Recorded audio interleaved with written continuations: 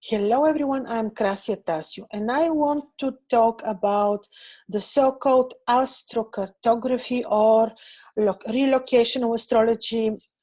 This is this new invented field of astrology, which is telling you on which particular place on Earth you will be living well, on which place you're going to live bad, which place is dangerous, which is not dangerous.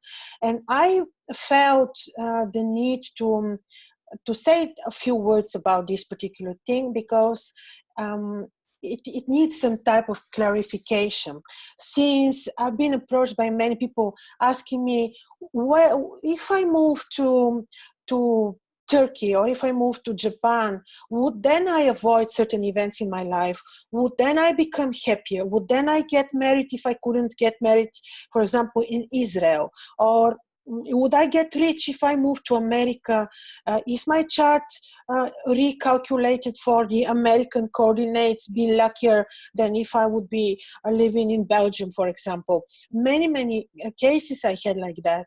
And therefore, I feel I need to clarify what my perspective is on the relocational astrology or astrocartography. Now, very important thing to consider is that each one of us come here on Earth born, descending on Earth on a very particular moment and second. And you know that the timing in astrology is very important, especially in the ancient astrology, because every single degree from the zodiac is related to a certain star or constellation that is influencing very much our natal charts, which are our passports. So we're descending on Earth in this incarnation at this particular moment, and we have our passports, our horoscopes, and this is the momentary, this is our passport, which is saying this is your karma, you're going to marry at this age or not, you're going to have children or not, you're going to have this education or not, you're going to be poor or you're going to be rich, and this is all written in our passports, in our natal chart. And our natal charts are result of what we earned from our previous experiences, incarnations, expertises, deeds. Like now we're eating the results, we're receiving the results of our deeds before. And therefore, especially in the ancient astrology, the second and the moment and the minute of birth are that important because all this matters. Of course, when I'm saying this, we're going into the topic of destiny and karmic matters. And yes, the astrology, especially the ancient astrology, is karmic. Everything is karma. Everything is a result of our past actions, and there is no other way, and there is no way to avoid it. So what is happening? You're going to astrologer or you take an astrology program, software, some of them quite costly, which are going to calculate for you how would you feel if you suddenly move to Japan and you were born in India. And then you are supposed to see how beautiful your life will become if you are suddenly moving to Japan. And this is where my doubts and experience come across, because we cannot escape, avoid, run away from the passports that we receive in the very moment of our descent here on Earth. Any running away to another location, to another address, is not going to delete or change the first passport that is given to us by the universe. And this is the moment of our birth on Earth, incarnation. That is why we're talking about the hillock. The hillock, in astrology, I have separate videos on hillock, I think 2 of them. The hillock is this first breath that we're taking, and we're receiving the aeon of energy, the most powerful planet in our chart. The most powerful, the first aeon is like, it can be any planet, which will be the first one who is entering our body with our first breath. And this is the hillock.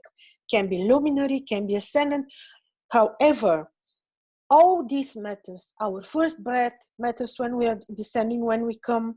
Our the second that we come, all this is leading to very important events, circumstances in our life. This particular second, the first breath, the aeon of life, the hillock, the exact location where we are born, because then particular stars are having more influences than others.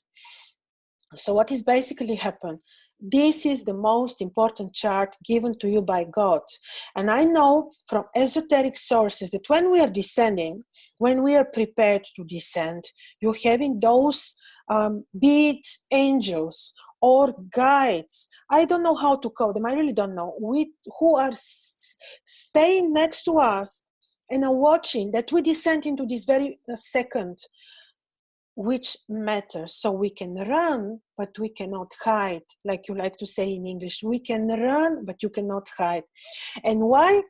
To my understanding, this relocational astrology, or you may call all kind of beautiful names that you like, cartography, whatever, this is very dangerous. And I'll explain you why.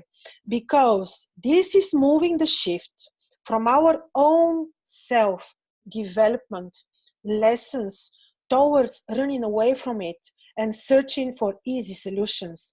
And normally, the laws of the universe work in such a way that the easy solution is usually not the right one.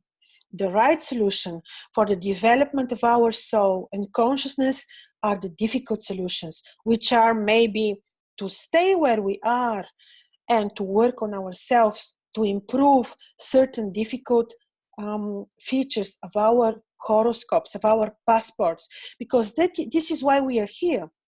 We get our passport, our horoscope, and how we work it out is our free will, is our is where the lessons are. We have our difficult aspects, each one of us without exception, and how we work it out depends on us. And running away is not solving it. So you may go to many specialists, professors, astrologers who will tell you go to the moon because their Venus is going to have more powerful influences on you. But I will tell you, no, stay where you are and work on your own aspects, own difficult lessons in your chart and solve them with your expertise, with your consciousness, with your spiritual awareness, with your knowledge, and just work on it instead of relocating. Because I will conclude this saying in English, I love it. We don't have this one in my language. You can run, but you cannot hide. So we can try to relocate using expensive services or expensive softwares, and I'm telling you, don't spend your money on this. I received so many requests for, would you recalculate my chart if I go to Belgrade? Or, oh, I saw that Pluto is not rising, it's 2 degrees away from my ascendant if I am in Manhattan. No, you cannot avoid your own chart. And since the moment of your breath, since the moment of you receiving the hillock, until we move on to to the spirit world, we are influenced the most by the natal chart, by the passport that we receive from the universe for a reason, because this passport we deserved with our actions or lack of actions, with our good or bad deeds, high moral values, low, whatever. It is just so that we can run, but you cannot hide. Thank you for your attention, and your comments are very welcome.